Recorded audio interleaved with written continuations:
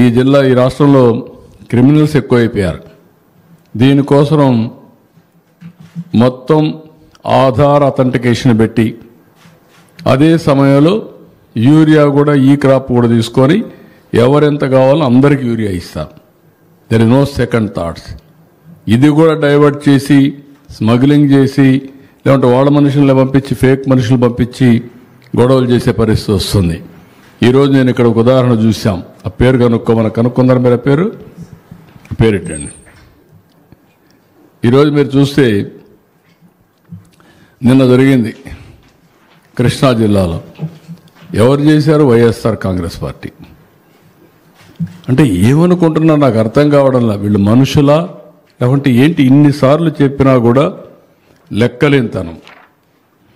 ఇతను ఎర్రా వాసు, ఎర్రా రామూర్తి, చీలి వెంకటేశ్వరరావు, కొలాంటి ఈశ్వరరావు ఆ ఊర్లో ఎరువులు తీసుకుపోయి డౌన్లోడ్ చేసి అక్కడి నుంచి పక్క ఊరికి పోతా ఉంటే ఆ లారీని హైజాక్ చేసే పరిస్థితి వచ్చారు.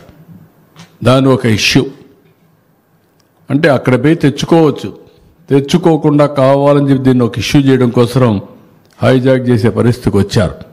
దాన్ని పోలీస్ స్టేషన్ తీసుకుపోయి మళ్ళీ మార్నింగ్ నుంచి ఇవి చేస్తున్నారు.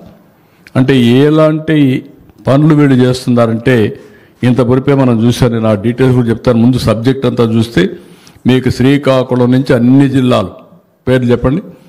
నేను ఇక్కడ వరుసగా విజయనగరం, నెక్స్ట్ మాండ్యం, ఏఎస్ఆర్, విశాఖపట్నం, అనకాపల్లి. నేను ఎందుకు చూపిస్తున్నానంటే ప్రజలకు తెలియాలి. అవసరమైతే మీకు కూడా అందుబాటులో పెడతాను వెబ్సైట్, అందరూ చూసుకోండి. అంతేగాని ఇలాంటి కావాలని ఫేక్ రాజకీయాలు చేస్తే మాత్రం ఎవరిని వదిలిపెట్టను. చాలా ఫర్మ్గా ఉంటా. సోషల్ మీడియా ఉందని లేకుంటే వీళ్ళకేదో నోరుందని ఇష్ట ప్రకారం వాగితే మాత్రం నోర్లు ముయించే పరిస్థితి తీసుకొస్తాం. కాకినాడ, కోనసీమ, ఈస్ట్ గోదావరి,